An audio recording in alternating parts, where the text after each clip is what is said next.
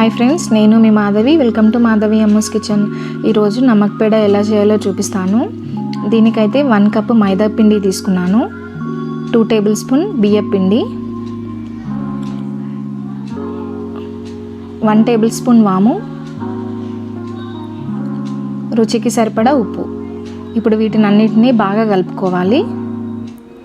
కలుపుకున్న తర్వాత ఒక 1 టేబుల్ స్పూన్ నెయ్యిని కరిగించి తీసుకోవాలి దీంట్లోకి.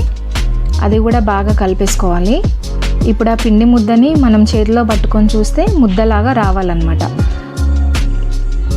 అట్లా బాగా మిక్స్ అయ్యేంత వరకు కలుపుకోవాలి.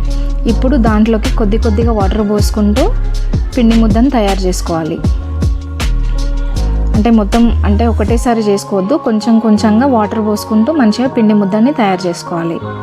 ఇప్పుడు నేను చూపించిన విధంగా పిండి ముద్దను తయారు చేసుకొని ఒక 1/2 అవర్ మూత పెట్టేసి పక్కన పెట్టేసుకోండి.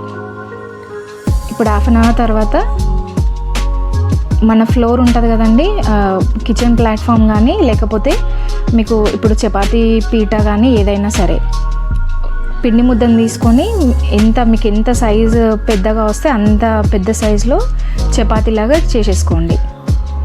నేను స్క్వేర్ షేప్లో చేసుకున్నాను, కటింగ్కి ఈజీగా ఉంటుందని. మీరు ఎట్లయినా చేసుకోవచ్చు, నో ప్రాబ్లం. ఎందుకంటే ఏదైనా ఉంటే ఎడ్జెస్లో తీసేసుకొని ఎడ్జెస్ కట్ చేసేసుకొని స్క్వేర్ షేప్లో కట్ చేసుకోండి. మొత్తం ఫస్ట్ నిలువుగా కట్ చేసుకొని తర్వాత అడ్డంగా కట్ చేసేయండి. ఇప్పుడు కట్ చేసుకున్నారు కదా, అవి పక్కన పెట్టేసి ఒక బాండి పెట్టుకొని దాంట్లో ఆయిల్ వేసుకొని, ఆయిల్ వేడైన తర్వాత ఇవి వేసేసి ఫ్రై చేసేసేయండి. చూస్తున్నారు కదా ఎంత బాగా పొంగుతున్నాయో.